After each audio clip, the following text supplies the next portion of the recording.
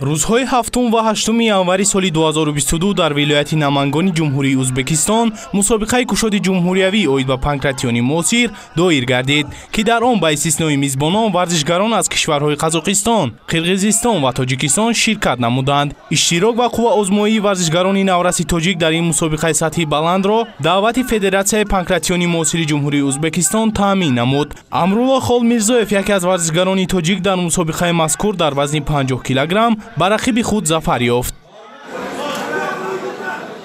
Амрулло Холмирзоев бештар аз 2 сол мешавад тамрин мекунад. Дар ин муддат ӯ дар зиёда аз 20 мусобиқаҳои сатҳи шаҳриву ҷумҳуриявӣ ширкат намудааст. Ёдовар мешавем, ки Холмирзоев барои қувваозмоӣ дар мусобиқаи кушод оид ба панкратиони муосир ба хориҷи кишвар бори аввал сафар кард. Бори аввал ки ман ба ҷумҳурии Ӯзбекистон рафтам, забонашон каме душвор буд, аммо мо бо забони русӣ ва англисӣ бо онҳо ҳамсӯҳбат шудем ва ман ба мусобиқа баромада рақиби худро бо дар вазни 50 кило бо ӯ муҳориба бурда ва дар раунди дуюм ӯро бо усули буғӣ намудан ғолибиятро ба даст овардам. Амрулло Холмирзоев, варзишгари навраси тоҷик, ҳамарӯза дар толори варзишӣ бо як шавқу ҳаваси беандоза машқу тамрин мекунад. Вай ҳангоми қувваозмоӣ ба ягон варзишгари шинохта тақлид намекунад. ӯ мехоҳад сабку услуби хоси худро дошта бошад. Дар мусобиқаи кушод оид ба панкратиони муосир дар ҷумҳурии Ӯзбекистон, Сунатулло Назриев, варзишгари навраси тоҷик, ки 8 сол дорад, дар вазни 21 килограмм ҷои аввалро гирифт. Сунатулло бо таҷрибаи 2 соли машқу муҳорибаҳо дар майдон шикасту бохте нагирифтааст.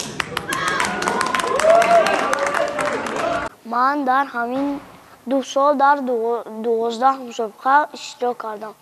جای دوم ندارم و من همه وقت جای اول را گرفتم.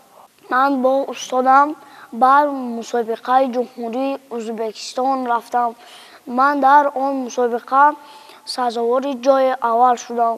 من میخواهم که در چندین مسابقه اشتراک کردم و پرچم جمهوری تاجیکستان نام را بلند بردارم. ҳабибулло Холмирзоев 13 сол дорад. ӯ дар суҳбат бо мо изҳор дошт, ки варзиш барояш нуфузу обрӯ додааст. ҳабибулло дар Ӯзбекистон бидуни анҷом додани қувваозмоӣ ҷо гирифт. ман бояд бо як нафар муҳориба мекардам ва рафиқи ман аз муҳориба даст кашид.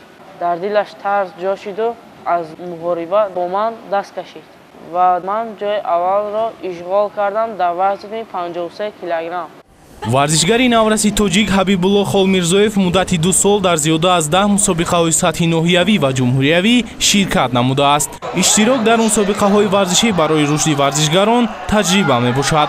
таҷрибаи машқ, зиндагӣ ва муваффақият. Дар ин толори варзишӣ бештар аз 70 нафар наврасону ҷавонон машқу тамрин мекунанд ва бо иштироки худ дар мусобиқаҳои дохил ва хориҷи кишвар бо ба даст овардани ғолибият ва баланд бардоштани парчами давлатӣ ҷумҳурии Тоҷикистонро муаррифӣ мекунанд.